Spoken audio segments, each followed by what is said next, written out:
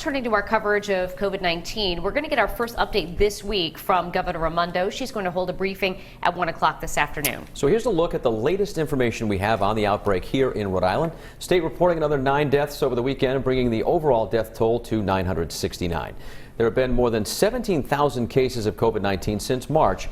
Now to the good news. Number of people in the hospital continues to decline. Right now, only 55 people hospitalized, 4 of those patients in intensive care, all 4 on ventilators. In Massachusetts, they reported another 15 fatalities from the virus yesterday. A little more than 8,200 people have died in total, with about 600 of those deadly cases reported in Bristol County.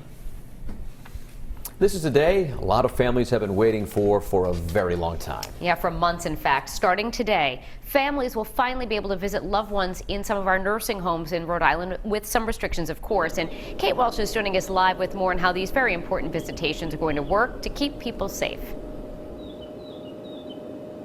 Well, Patrick and Danielle, we're talking about the most vulnerable population among us. And of course, they've been kept in their rooms, safe from the outside world. And still, COVID-19 has spread through many of these facilities. The latest data shows that more than 2,600 residents in congregate care settings contracted the virus, with 730 people in long-term care facilities and about 40 in assisted living facilities dying from it. But in the past 2 weeks, there have been only a few, if any, new cases in homes and no new cases in assisted living facilities reported.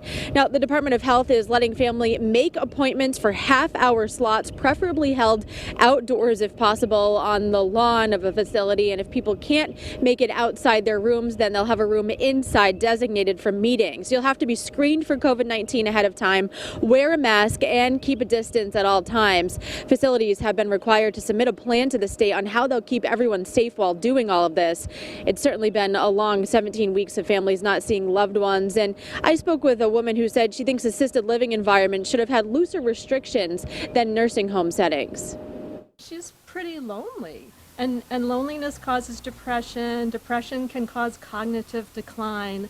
And that's such a vulnerable population.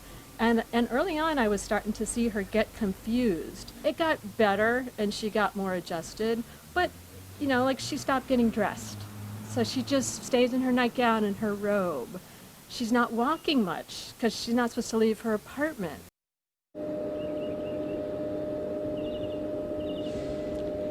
Now, we're live outside the State House this morning because this afternoon state lawmakers are expected to talk about the future of nursing homes and people who work in these settings. They too have contracted the virus over the past few months. It's dangerous work working in there, but there are heroes. And so moving forward, they're hoping to talk about setting new standards for how many people can be staffed in these facilities at a time, and also talk about their pay for the next fiscal year. Live in Providence this morning, I'm Kate Walsh, Eyewitness News.